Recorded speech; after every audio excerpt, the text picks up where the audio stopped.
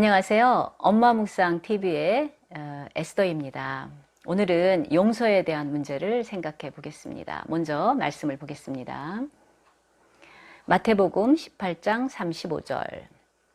너희가 각각 마음으로부터 형제를 용서하지 아니하면 나의 하늘 아버지께서도 너희에게 이와 같이 하시리라. 예수님께서 이 말씀을 하신 배경은 여러분들이 너무나 잘 아시는 베드로의 질문 때문이에요. 베드로는 이미 예수님께 주기도문을 배워서 우리가 우리에게 죄 지은 자를 사하여 준 것 같이 우리 죄를 사하여 주옵시고, 이것이 그리스도인의 용서의 원리라는 것을 알고 있었어요. 그러니까 그리스도인의 용서의 원리란 내가 나에게 죄를 지은 자를 용서해야 하늘 아버지도 나를 용서하신다라는 거죠. 그런데 궁금했어요. 몇 번까지 용서를 해야 될까?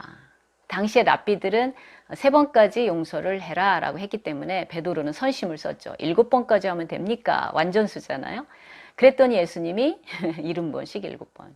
즉 끝도 없이 용서를 해라, 그런 말씀을 하시면서 달란트 비유를 주시죠. 그 빚을 지은, 왕에게 빚을 지은 사람이 1만 달란트의 빚을 졌는데, 당시 달란트는 가장 큰 화폐 단위였다고 그래요. 그런데 1만 달란트라는 것은 상상도 할 수 없는 액수이기 때문에 도저히 이 종이 갚을 수가 없는 돈이었죠. 그런데 자기에게 100데나리온 지은 동료를 이제 빚을 갚지 않는다고 옥에 쳐넣는 그런 일을 보면서 이제 왕이 불러서 책망을 하는 그런 일이 나오죠.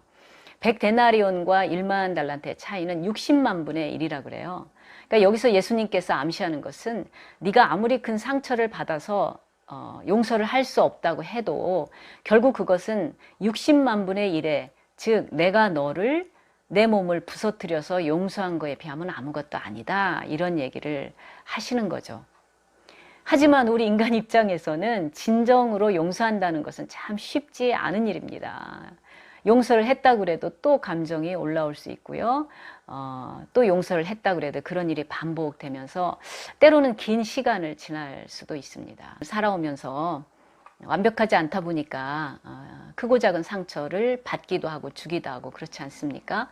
그럼에도 우리 기억에 남는 그 아주 두세 가지의 어떤 사건들은 좀 있는 것 같아요. 저도 그런 게 있는데, 제 인생에서 처음으로 도둑으로 몰려서 심하게 자존심이 상한 적이 있었습니다.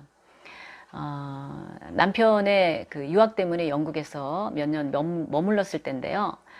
1997년도에 저희 차남이 이제 거기서 태어났었거든요. 근데 1997년 12월에 IMF가 한국을 강타했죠. 그 여파가 저희들에게도 결정적으로 미쳤어요. 그때 파운드화가 굉장히 이제 높아지고 원화가 굉장히 절하되면서 저희들이 귀한 후원자들의 헌금을 받아서 기숙사비 내고 식비 내면은 남는 게 별로 없어서, 당시 영국에 그 카부츠 세일이 전통적으로 유명하더라고요.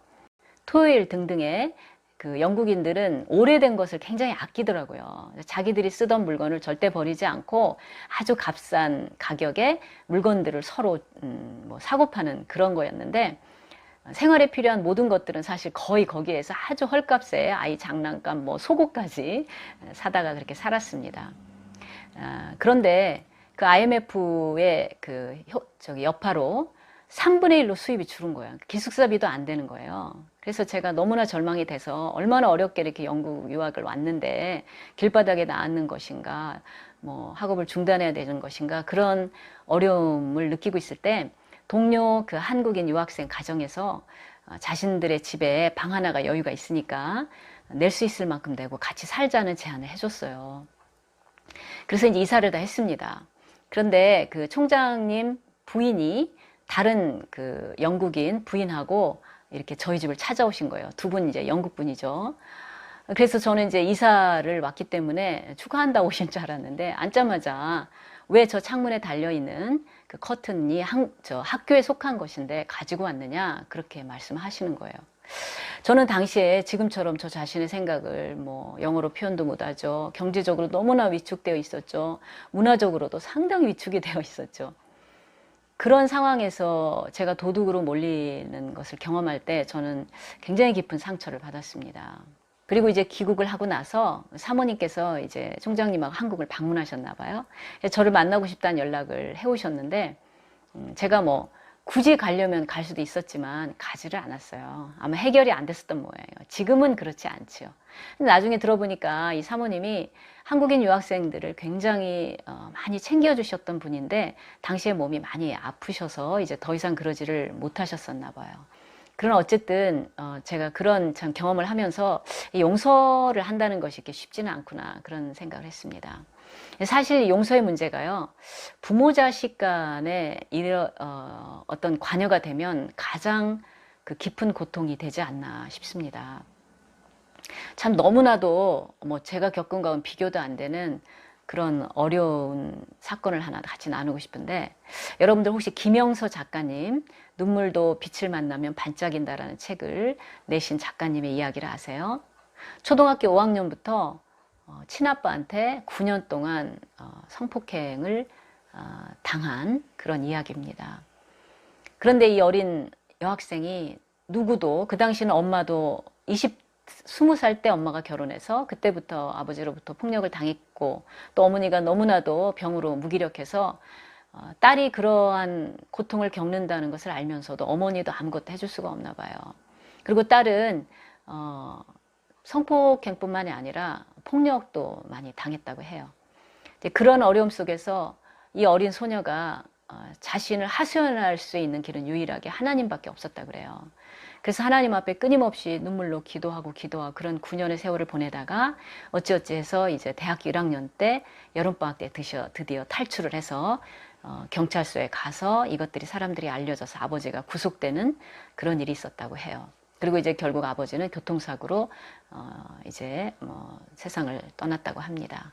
지금은 이제 김영서 작가님이 이제 예수 그리스도의 사랑으로 치유를 받고 이러한 유사한 일로 고통당하는 사람들을 위해 상담하는 그런 일을 한다고 들었습니다.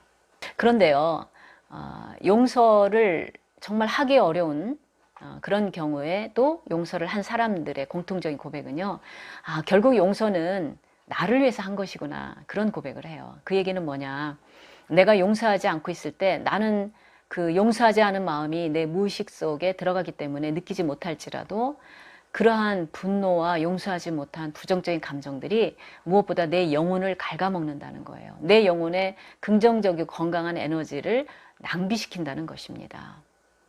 이제 예수님께서는 우리에게 도전하고 계시네요. 우리가 지성소에 대한 것을 묵상을 해보았듯이 정말 나를 위해서라도 아직 용서하지 못한 경우가 있다면 용서에 대한 것도 한번 묵상해 봐야 되지 않나 그런 생각을 합니다. 지성소에 들어가서 예수님께서 힘을 주신다면 내가 내 힘으로는 결코 용서할 수 없지만 주님 용서할 수 있는 힘을 주세요. 그렇게 간구할 때 용서의 힘이 정말로 오는 것 같습니다. 그래서 우리가 정말 마음으로 용서하지 아니하면 하늘에 계신 아버지도 우리를 용서하시지 않는다. 그 말씀을 묵상해 보면서 너무나 큰 도전적인 주제고 쉽지 않은 주제이지만 그리스도인으로서 하나님으로부터 너무나도 큰 사랑을 받은 하나님의 자녀로서 우리가 용서의 문제에 있어서도 승리하는 우리가 되어야 되지 않나 생각을 합니다.